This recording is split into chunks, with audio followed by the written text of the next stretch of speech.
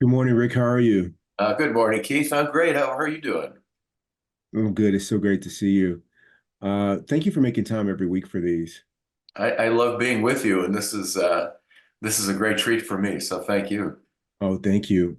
So I thought the topic of this podcast would be stop settling.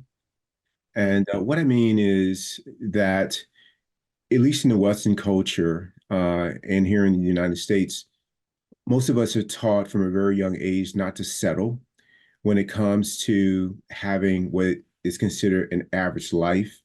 Instead, it's about striving to get a certain job or money, a partner, material things. And I think when you and I think about this idea of stop settling, what we're thinking about is stop settling with allowing your mind and your default settings to dictate your life, what your experiences are. I mean, as you taught me many years ago, that the monkey mind is always running. And if you don't train that, it will literally cause you an immense amount of suffering in the form of obsessive thinking, worrying about things that are beyond your control, being anxious about things that haven't happened yet and likely may not happen. It just gives you absolutely no peace. And so when I think about stop settling, I think about stop allowing that to be the normal state in which you move through life, in which you move through everything you have a grievance about. The restaurant lighting isn't this. They don't, the food it didn't taste as good this time as it did last time. The traffic is a problem. Like there's this constant low level hum in some people. And then for other people, it's quite loud, the disturbances that are inside. And so I think that if you really want to have a life that's full of peace, that you move through this world with an open heart, providing service in a very positive and loving way any chance you get. If you want that, you want to stop settling with the defects of the personal mind. What are your thoughts, Rick? That's well said, Keith. Well said. When I think of the idea of settling, I'm with you. I find myself reverting to autopilot, living your life on autopilot, which is not being present. It's the opposite of being present. It's sort of just going through the motions. I find that happens a lot at work when I'm multitasking, answering the phone, trying to make some computations on a pad about maybe income that I'm looking for or the taxes I've got to pay, or I'm doing two or three things at once, none of which is getting my full attention. And all of it is on autopilot. And that means that you're basically not experiencing your life at all. And so for me, when I say don't settle to myself, I mean don't settle for being in that rut that causes you to predict everything that you think is going to happen and have a way of working it out without actually experiencing it. Because to me, the joy of life is in the small little things that you notice every day, that you're mindful of, that you're able to look at and appreciate and feel inside a bit of an uplift. We can't do that when we're always running and rushing and multitasking. So when we're settling for multitasking and we're settling for autopilot, we're not living our life on purpose, and we're not in a situation where we're able to receive the kind of beauty and joy that's around us all the time. I completely agree, Rick. And when I think about the settling part in the way that we are defining it, I think about being lazy, right?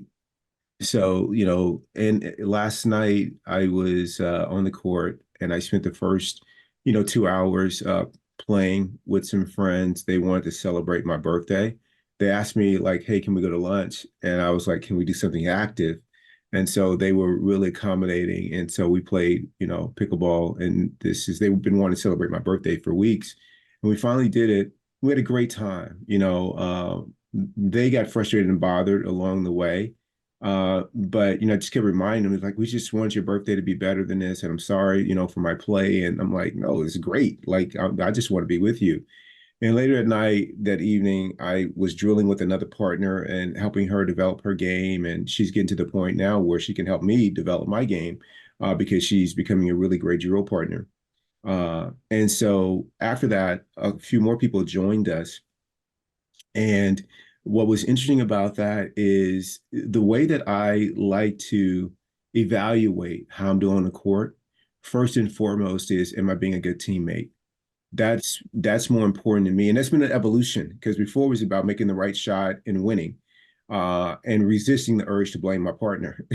So that took a lot of work, but now it's all about, am I being a good teammate? And I make that the primary objective on the court. Well, last night I was doing so well with someone who was still kind of in the beginning stages of the game and learning positions and stuff like that. And we all worked together. And I had just one lapse last night, but it only takes one. I got lazy. I'm not trying to be so hyper, but I just gotten lazy. The night was getting long, and we were in the last game, and a ball came down the middle, and typically that's a ball that person would take. But I forgot that, this is maybe something that she hasn't practiced. Anytime I gave her coaching, she was always open. So I just went, Keith, there's still work to be done. I was settling, that I was profit taking, Rick, as you said in the last week. I'd already done a great job that I started profit taking.